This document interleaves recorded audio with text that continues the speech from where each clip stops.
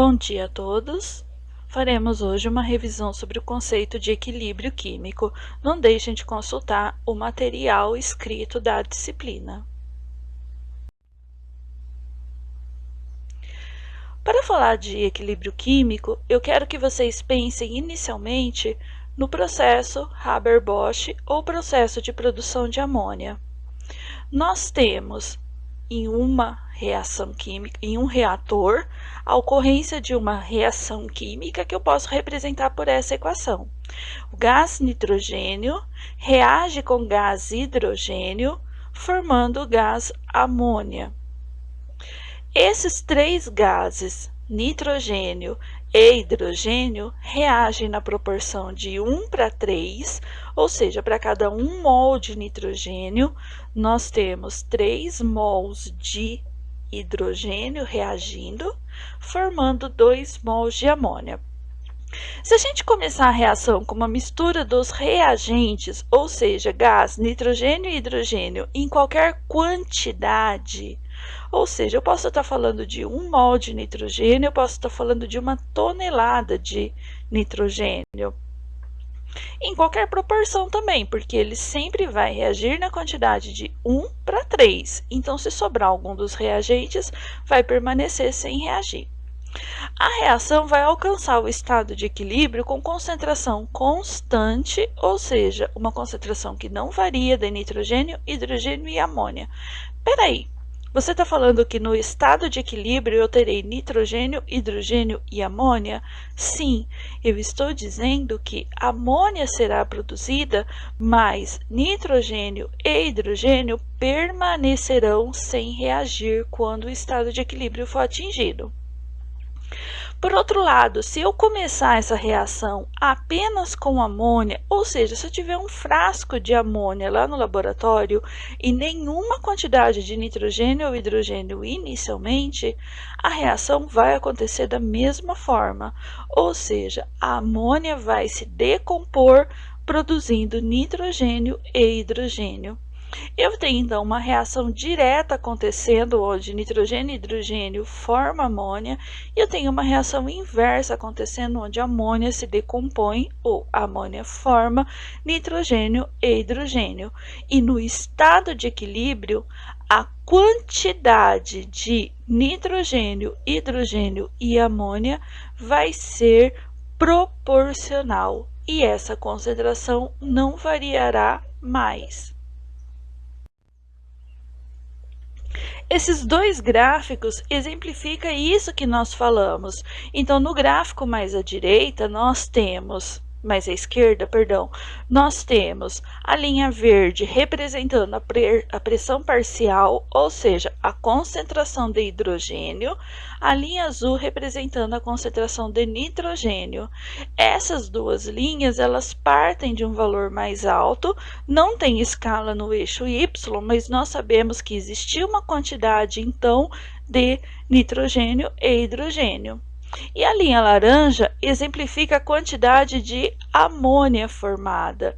No início da reação, no tempo zero, eu tenho 0 de amônia, ou seja, a amônia não existia no frasco reacional e foi produzida e foi formada a partir de H2 e N2. A partir de um determinado tempo, essas linhas se tornam retas, se torna constante, ou seja, a quantidade de H2, NH3 e N2 não varia mais. A partir desse momento onde a concentração, a quantidade dos reagentes e dos produtos não varia mais, esse momento é o que nós falamos que o equilíbrio foi atingido. No gráfico à direita, nós já temos o estado inverso, ou seja, o frasco de amônia, onde eu tenho uma quantidade de amônia dentro do frasco, e eu tenho 0 quantidades de H2 e N2. Pode ver que a linha verde e a linha azul, na parte da origem, parte do zero.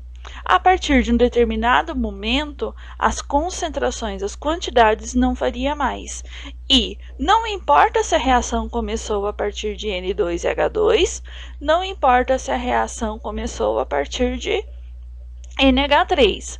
No estado de equilíbrio, a quantidade de H2, N2 e NH3 é proporcional e as concentrações não variam mais. Então, o estado de equilíbrio, ele vai nos dizer que, quando o estado de equilíbrio é atingido, tanto N2 e H2 reagem para formar amônia, quanto a amônia reage para formar outra vez N2 e H2. Ou seja, esse processo é dinâmico. O estado de equilíbrio não significa que a reação parou de acontecer. Ela continua acontecendo, mas ao mesmo tempo que N2 e H2 está formando amônia, ou seja, ao mesmo tempo que o reagente está formando o produto está se decompondo, está reagindo também para formar os reagentes. Essa seta dupla indica que esse processo é dinâmico e ocorre tanto no sentido quanto no sentido inverso. Nós vamos chamar então de reação direta, aquela reação onde reagentes se converte em produtos, representada pela setinha nesse sentido, né, no sentido direto. E nós vamos chamar de reação inversa, a reação onde o produto se decompõe ou se transforma no reagente, representada pela setinha inversa. A velocidade dessas duas reações é definida a partir da lei das velocidades, que diz que a velocidade de uma reação química é igual a uma constante de velocidade, um casinho minúsculo, multiplicado pela concentração do reagente, ou seja, o quanto que eu tenho de espécie para reagir é que vai ditar a velocidade da reação. E no estado de equilíbrio, a velocidade da reação direta é igual à velocidade da reação inversa. Nós vamos representar isso como a constante de velocidade direta, Kf, multiplicado pela concentração do reagente A, vai ser igual à constante da velocidade inversa multiplicado pela concentração do reagente do produto B. Observe, eu não estou falando que a concentração de A e a concentração de B é a mesma. Eu estou falando que o produto da concentração pela constante de velocidade é a mesma, ou seja, a velocidade direta, a velocidade da reação direta e a velocidade da reação inversa é a mesma. Vamos representar isso então que o reagente A se converte em reagente B e o reagente B se converte em reagente A e a velocidade dessas duas transformações é a mesma. À medida que a reação acontece, que a reação progride, a concentração de A diminui para um valor constante. Nós observamos isso nos gráficos do slide anterior. A concentração de B aumenta de 0 para um valor constante. Por que 0, Márcia? Porque eu não tinha reagente B inicialmente. Esse reagente foi formado, foi produzido a partir de A. Então, ele começa de 0, de não existe, para um valor constante. E quando a concentração de A e B são constantes, não variam mais, não significa que elas sejam as mesmas, elas são invariáveis, mas a concentração de A depende da quantidade de A que tende a ser formado pelo equilíbrio da reação e a concentração de B depende da quantidade de B que tende a ser formado pelo equilíbrio da reação. Quando essas duas concentrações não variam mais, nós dizemos que o equilíbrio foi alcançado. O estado de equilíbrio, então, corresponde a uma reação química reversível, ou seja, essa reação química acontece tanto no sentido direto quanto no sentido inverso. É um processo dinâmico, o que significa dizer que o estado de equilíbrio não significa que a reação química parou, e sim que a velocidade das reações diretas e inversa não variam mais. É um processo dinâmico, portanto, a reação química continua acontecendo. Ele independe do caminho e das concentrações iniciais dos reagentes. Lembre-se do exemplo da amônia que nós demos no primeiro slide e do exemplo das estalactites que nós demos no estudo dirigido. Ou seja, se eu começar a partir de nitrogênio e hidrogênio, se a reação começar a partir de amônia, a proporção entre essas três espécies no estado de equilíbrio é a mesma, independente da forma com que começou a reação química. E se eu começar a reação a partir de 1 grama de amônia ou a partir de 1 tonelada de amônia, a proporção entre as espécies é a mesma. Proporção não significa que a quantidade é a mesma.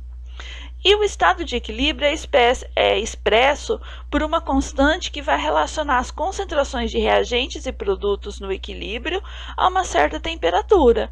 Nós dizemos, então, que o reagente A mais o reagente B se converte em produto C e produto D, ao mesmo tempo que o produto C e o produto D se transforma em reagente A e reagente B.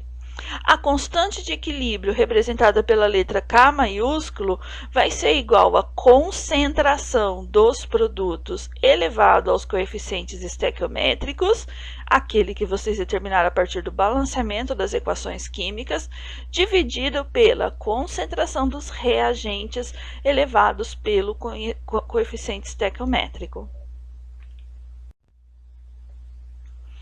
O equilíbrio químico, então, vai ser expresso por uma constante que relaciona as concentrações de reagentes e produtos no estado de equilíbrio, e ele refere-se a uma dada temperatura, ou seja, você variou a temperatura, você variou a tendência termodinâmica da reação, logo a constante de equilíbrio vai alterar.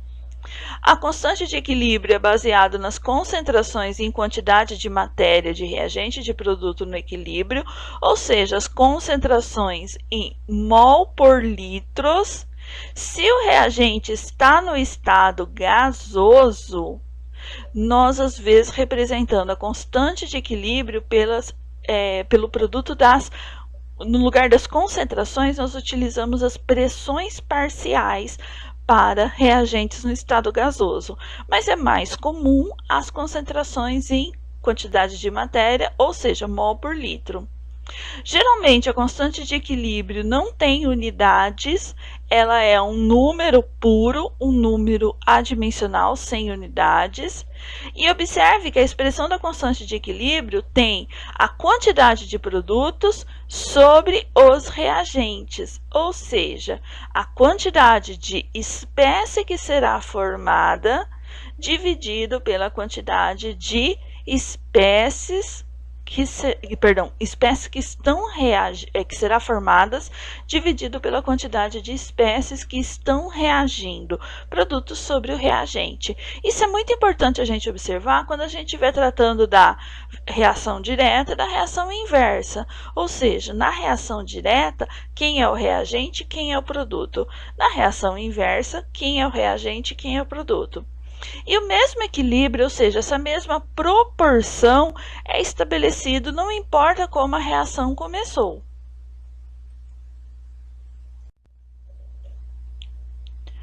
Vamos agora interpretar o que significa, qual o significado da constante de equilíbrio. Nós temos, então, os dois gráficos nessa imagem representam o estado de equilíbrio. Mesmo que o formato desses gráficos não é o mesmo, o estado de equilíbrio é evidenciado a partir deste momento onde as concentrações de reagentes e de produtos, independente do valor que elas sejam, não variam mais ao longo do tempo. Para uma reação representada do lado esquerdo, onde reagentes se transformam em produtos, eu tenho uma tendência maior da reação direta do que da reação inversa. Pode ver que eu estou representando essas duas tendências a partir de setas de tamanho diferente, ou seja, no estado de equilíbrio eu terei uma maior concentração de produtos do que de reagentes, uma maior quantidade de produtos, representado nas caixinhas, e uma menor quantidade de reagentes. Pode ver a caixinha amarela referente a reagente que está localizado mais ao lado esquerdo é menor do que a caixinha azul referente a produtos que está representado do lado esquerdo ainda. Se a quantidade de produtos é maior do que a quantidade de reagente, aquela razão que expressa a constante de equilíbrio vai fornecer um número bem maior que 1. Significa que quando eu tenho a constante de equilíbrio maior que 1, eu tenho uma concentração de produto maior do que a concentração de reagentes no estado de equilíbrio. Isso significa que essa reação será favorável à formação dos produtos. A reação favorável à formação dos produtos é mais importante? Depende. A gente está falando, por exemplo, da síntese de aspirina, nós queremos que mais e mais e mais aspirina seja formada. Então, se a constante de equilíbrio da reação da síntese da aspirina for maior que 1, isso significa que nós temos uma grande quantidade desse produto sendo formada, que é o que a gente deseja no processo de obtenção. Agora vamos analisar o gráfico, a expressão e as caixinhas localizadas do lado direito do slide. Nós temos então reagentes formando produtos, mas a quantidade de produto formado é bem menor do que a quantidade de reagente no estado de equilíbrio.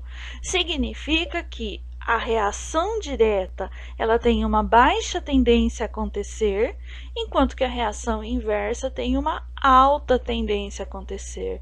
Ou seja, os reagentes serão mais estáveis, mais favoráveis do que os produtos, e a concentração dos reagentes no estado de equilíbrio vai ser bem maior do que a concentração dos produtos.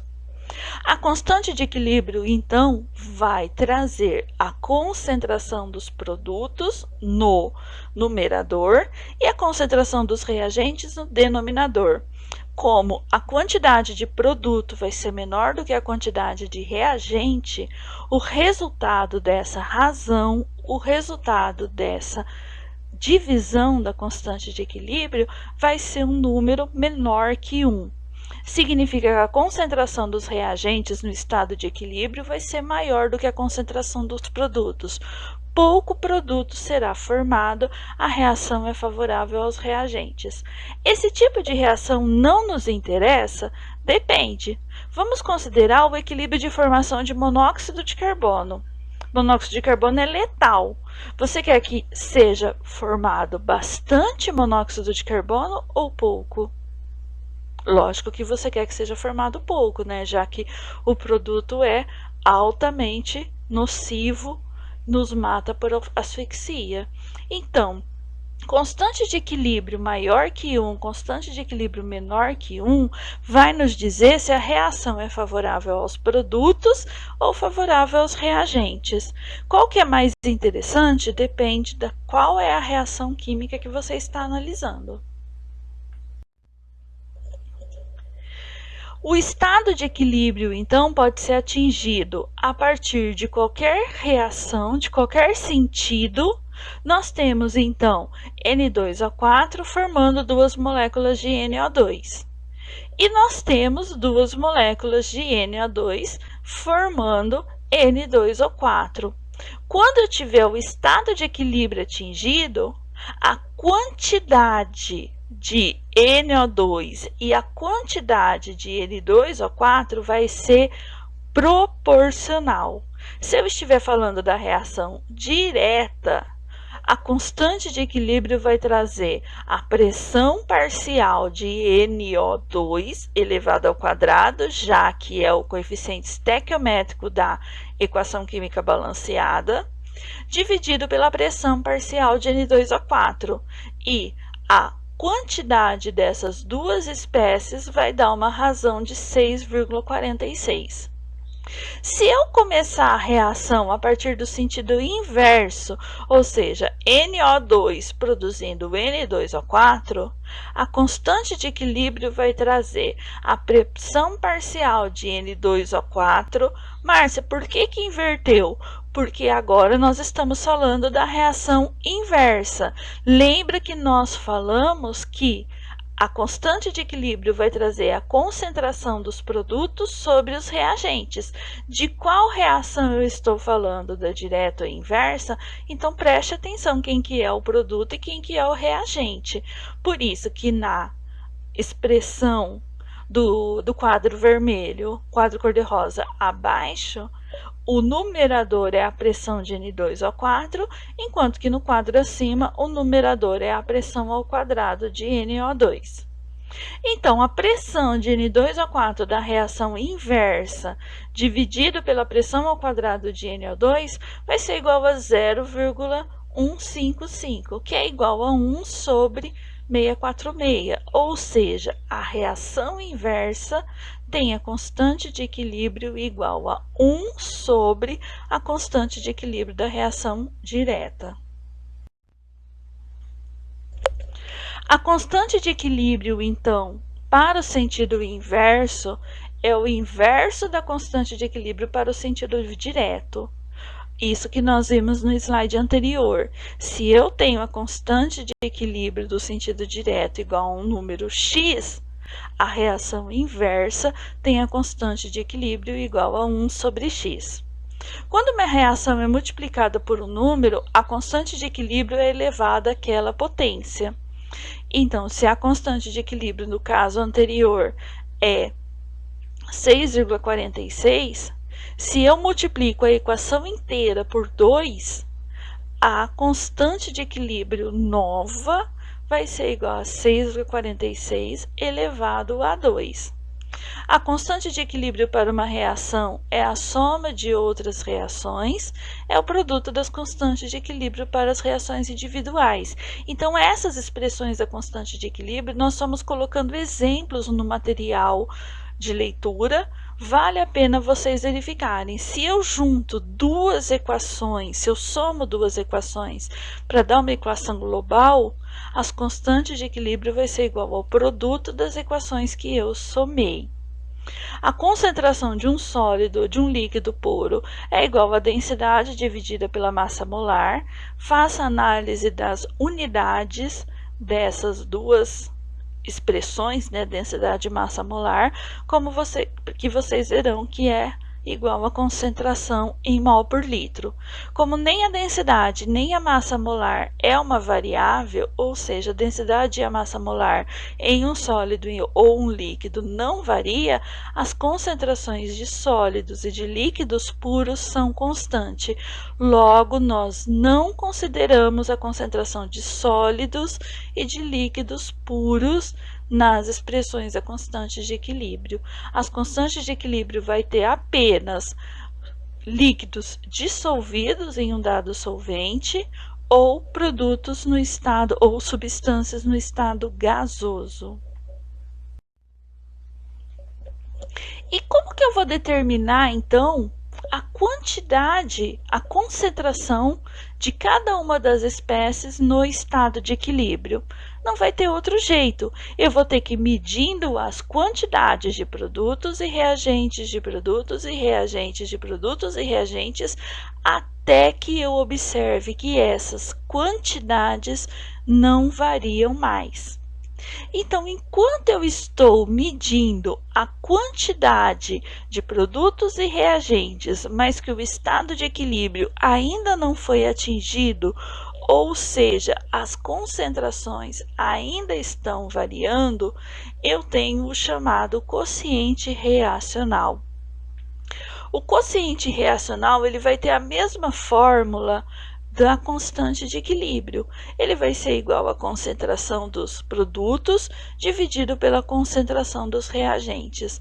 Mas essa quantidade de produtos e de reagentes, ela não corresponde à quantidade de estado de equilíbrio, ou seja, a quantidade dos produtos e dos reagentes no quociente reacional são aquelas quantidades que ainda estão variando. Significa que se a reação começou, eu meço o quanto que eu tenho de reagente e o quanto que eu tenho de produto. Como a reação acabou de começar, a quantidade de produto provavelmente vai ser zero. Passado um dado tempo, eu meço o quanto que eu tenho de reagente, o quanto que eu tenho de produto. A razão entre essas duas quantidades vai expressar um determinado valor, x, por exemplo. A partir de, depois de um determinado tempo, por exemplo, mais 10 minutos, eu determino de novo a quantidade de produtos e a quantidade de reagentes. Eu vou ter um valor y da razão entre esses produtos, entre as concentrações de produtos ou reagentes. Ou seja, y é diferente de x, significa que a quantidade de reagentes e produtos ainda está variando. Significa que o equilíbrio químico não foi atingido. Qual que é o valor, então, de x de y? É o valor da constante de equilíbrio? Não, é o quociente reacional. Expressa a razão de produtos e reagentes. Nós usamos esse exemplo de isobutano sendo convertido a butano justamente porque eu só tenho um reagente e um produto. Ou seja, é o sistema mais simples a ser determinado. Eu não tenho mais do que duas espécies coexistindo no estado de equilíbrio. O quociente reacional, ele é numericamente, tem a sua fórmula química, o quociente reacional tem a sua fórmula, tem a sua expressão matematicamente igual ao equilíbrio químico, mas numericamente eles são diferentes, pois o quociente reacional não expressa ainda o estado de equilíbrio atingido e, consequentemente, o quociente reacional não refere-se, então, às concentrações no estado de equilíbrio.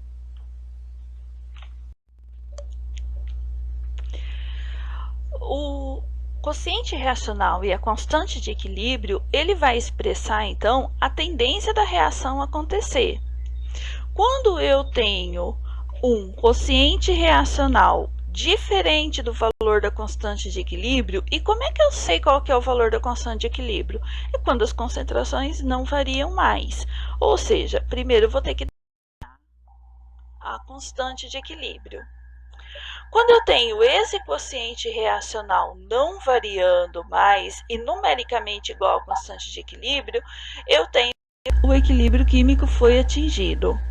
Se o valor do quociente reacional, ou seja, se a proporção entre produtos e reagentes é menor do que aquela que se espera para o estado de equilíbrio, significa então que a reação tende a formar mais produtos. Se o valor do quociente reacional, ou seja, a proporção entre produtos e reagentes for maior do que a constante de equilíbrio, significa que a reação tende a formar reagentes. É o que esse gráfico do slide anterior e esse gráfico do butano e isobutano que está no estudo dirigido quer mostrar. Qualquer proporção entre concentração de butano e isobutano fora daquele que está expresso na reta da constante de equilíbrio, qualquer uma dessas proporções vai indicar o estado de equilíbrio, o quociente reacional e qual a tendência que tende a ocorrer, formação de produtos ou formação de reagentes. Bom, nós falamos ali no slide anterior em relação a quantidade de reagentes maior do que produtos, ou seja, quociente reacional de uma forma, de outra. Como que eu posso, então, variar essa quantidade depois do equilíbrio ser atingido? Nós temos, então, o que foi proposto por Le Chatelier, conhecido como princípio de Le Chatelier, que vai expressar as perturbações do estado de equilíbrio. Significa que se qualquer fator externo que determina as concentrações, as condições do equilíbrio de um sistema sofre uma modificação, o sistema tende a alterar o seu estado de equilíbrio de modo a reduzir ou contrabalancear o efeito da modificação. Em outras palavras, se uma reação química que encontra-se em equilíbrio sofrer uma perturbação, ela tende a se reajustar de modo a atingir novamente esse estado de equilíbrio. Eu tenho três formas de alterar o estado de equilíbrio: variando a temperatura, variando o volume e indiretamente variando a pressão dos sistemas que incluem gases e variando a concentração dos reagentes e dos produtos. Vamos ver cada uma dessas perturbações a seguir. Se eu aumento a temperatura, eu levo a um consumo de energia térmica e eu desloco a reação no sentido endotérmico. Haverá uma variação sobre a constante de equilíbrio, uma alteração na constante de equilíbrio, uma vez que a constante de equilíbrio refere-se a uma dada temperatura. O abaixamento da temperatura vai levar ao desprendimento de energia térmica, deslocando a reação no sentido exotérmico. A adição de reagente ou adição de produtos vai levar ao consumo desses reagentes e produtos adicionados, deslocando a reação no sentido do aumento da concentração do produto ou do reagente, respectivamente, né? E no caso de reações que envolvem gases, eu tenho a redução e a expansão do volume, que vai levar ao aumento e diminuição da pressão, levando ao deslocamento da reação no sentido onde maior ou menor número de moléculas de gases sejam formados. Em todos esses dois casos, adição de reagentes, de substância ou alteração do volume, eu não tenho variação na constante de equilíbrio, sendo que a constante de equilíbrio só sofre alterações mediante a variação da temperatura. Vamos ver cada uma dessas alterações agora. Quando a gente considera o efeito da temperatura no estado de equilíbrio, eu quero que vocês pensem que o calor ele é um reagente ou um produto numa transformação química. Se eu tenho uma reação endotérmica, ou seja, uma reação que necessita de calor para acontecer, eu tenho que ter o reagente A, o reagente B e calor para que essa reação aconteça. O calor é, portanto, um reagente. Se eu tenho uma reação exotérmica, eu tenho reagente A, reagente B, formando o produto C, o produto D e a liberação de calor, ou seja, o calor é um produto numa reação exotérmica. Então, se eu aumento a temperatura ou se eu diminuo a temperatura, essa reação química tem um aumento na quantidade de um produto ou de um reagente. O aumento da temperatura na reação endotérmica leva a um aumento do reagente calor. Logo, a reação tende a formar mais produto para que o equilíbrio seja atingido. Agora, o aumento da temperatura numa reação exotérmica implica no aumento do produto calor. A reação tende a se deslocar, então, para a formação dos reagentes. Um exemplo de reação, por exemplo, está aqui a reação de nitrogênio com hidrogênio, levando à formação da amônia. À medida que eu aumento a temperatura, observe as primeiras no sentido das linhas, 38,7, 47,8, 54,9, 60,6. Ou seja, à medida que eu aumento a pressão, a quantidade de amônia no equilíbrio, eu tenho um aumento, a pressão dos reagentes, eu tenho uma porcentagem, um aumento na concentração, na porcentagem de amônia no equilíbrio. À medida que eu aumento a temperatura, essa reação ela necessita de calor para acontecer. À medida que eu aumento a temperatura, eu tenho uma diminuição da quantidade de produto formado, ou seja, 400, 450 graus, 500 graus, 600 graus, eu tenho uma redução do produto formado. A pressão, ela vai afetar apenas sistemas gasosos e eu consigo alterar a pressão de um sistema adicionando ou removendo um gás, reagente ou produto, adicionando um gás inerte à mistura reacional, ou seja, se eu tenho um balão preenchido apenas com gás hidrogênio, e eu adiciono outro gás, por exemplo, nitrogênio, um gás inerte que não vai reagir, que vai simplesmente ocupar o espaço do balão, eu tenho um aumento da pressão, porque agora a pressão exercida dentro do balão não é mais só do meu gás hidrogênio, e sim do meu gás hidrogênio e o outro gás inerte que está ocupando o espaço. E eu tenho também a mudança do volume do sistema, ou seja, vamos pensar em uma seringa.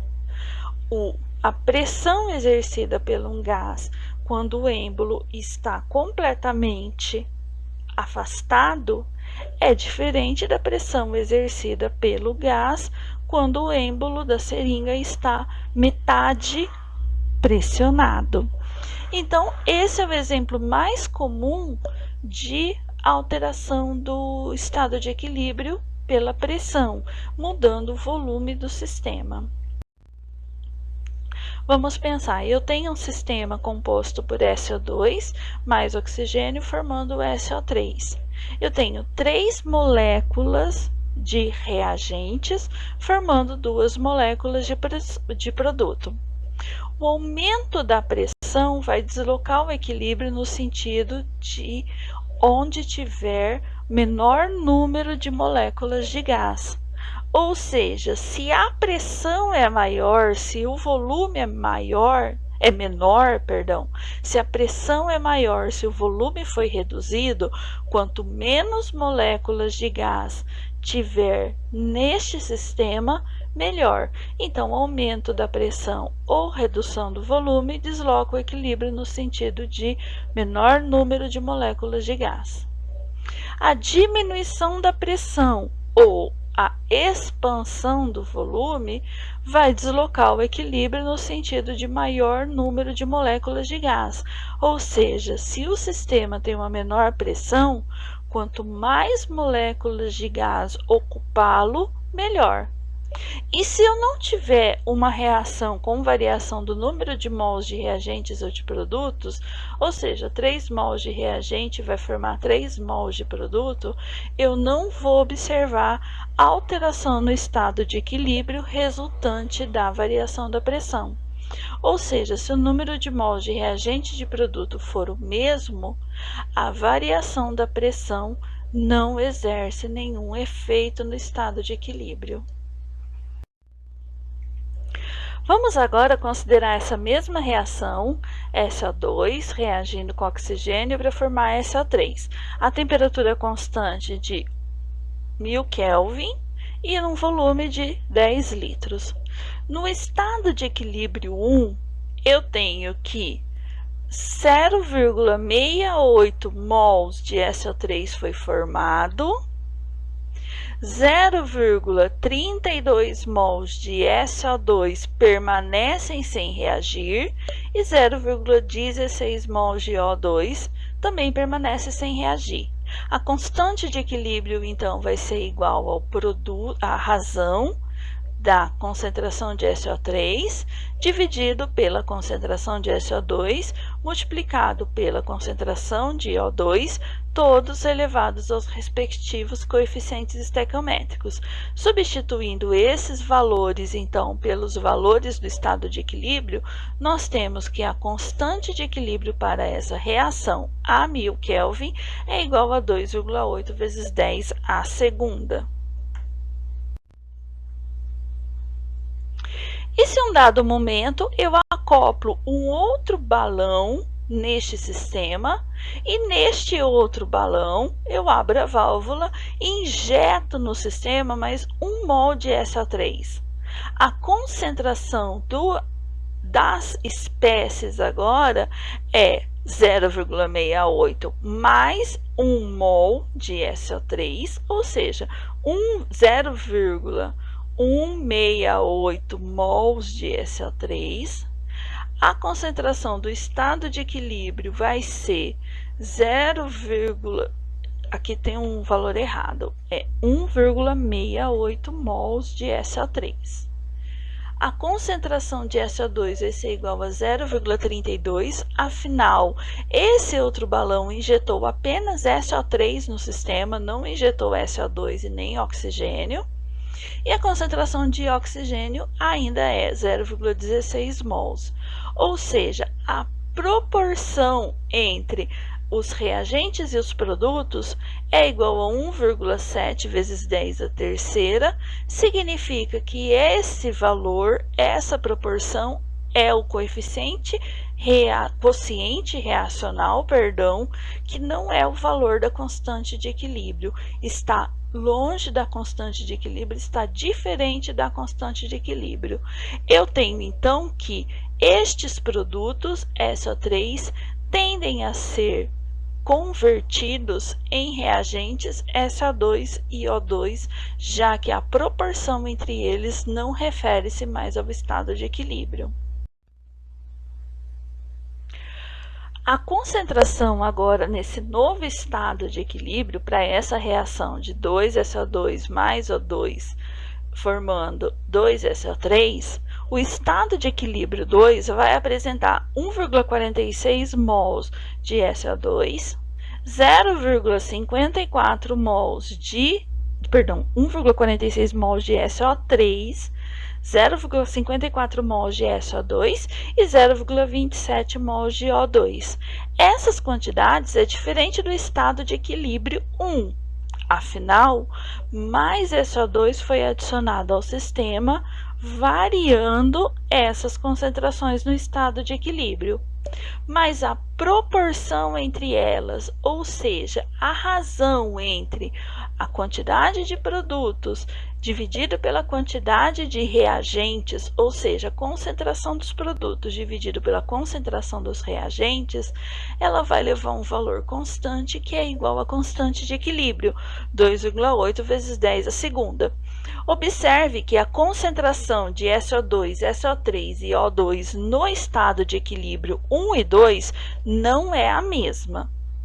O estado de equilíbrio 2 refere-se a uma quantidade de SO3 inicial diferente e, consequentemente, a concentração de cada uma dessas espécies é proporcional a essa quantidade de reagente que se iniciou.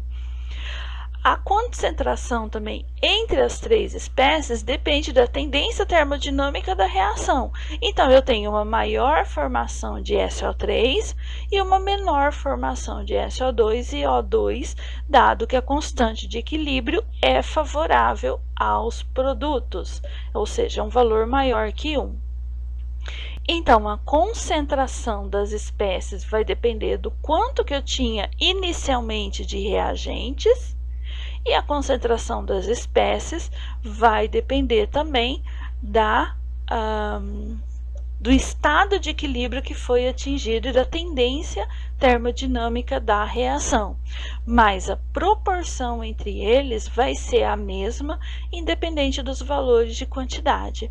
E nós observamos que, à medida que eu adiciono mais SO3, ou seja, à medida que eu adiciono mais produto, eu tenho uma maior formação de reagente, afinal, a quantidade de produto no frasco reacional tende a ser proporcional à quantidade de reagentes, de modo com que essa proporção seja igual à constante de equilíbrio da reação.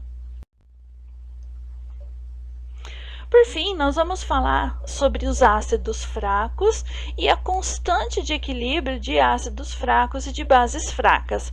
Nós observamos nas aulas anteriores que a maior parte das substâncias ácidas são ácidos fracos, o que significa dizer que eles estão parcialmente ionizados em solução, enquanto que um ácido forte está quase que totalmente dissociado em íons H3 ou mais e ânions A menos em solução. Um ácido fraco apresenta íons H3 ou mais, íons A menos e moléculas do ácido sem dissociar. A gente pode, então, expressar o quanto de um ácido fraco está ou não ionizado a partir da constante de equilíbrio, ou seja, a concentração de íons H+, e de ânions A-, dividido pela concentração de espécies de ácido sem dissociar, é um valor de uma constante de equilíbrio que nós vamos designar como constante de acidez ou Ka. Essa constante de acidez, ela é referente a cada tipo de ácido e vai indicar a tendência que o ácido tem de se ionizar em água. Quanto maior o valor de Ka, mais forte será o ácido. Constantes de acidez de ácidos fortes têm um valor praticamente infinito, afinal, a concentração de espécies HA+ e A- é muito maior do que a concentração de espécies não dissociadas. Nós temos aqui nessa tabela alguns ácidos fracos, a sua fórmula estrutural, a base conjugada e a constante de acidez, que varia de 10 a menos 2 até 10 a menos 10, ou seja, constante de acidez que varia de ácidos mais fortes, no caso do ácido cloroso, a ácidos mais fracos, no caso do fenol. Mesmo assim, todos eles referem-se a ácidos fracos, afinal, essa constante de acidez é menor do que 1. O mesmo vale para as bases fracas. A gente pode expressar a constante de equilíbrio da dissociação de uma base fraca como a base protonada multiplicado pela concentração de íons OH-, ou, em outras palavras, a concentração da base protonada multiplicado pela concentração de íons OH- dividido pela concentração da base não protonada. Essa razão é chamada de Kb, constante de basicidade, e sempre se refere ao equilíbrio onde uma base reage com água para formar íons OH- e o ácido conjugado correspondente. Quanto maior o valor de Kb, maior a basicidade dessa base.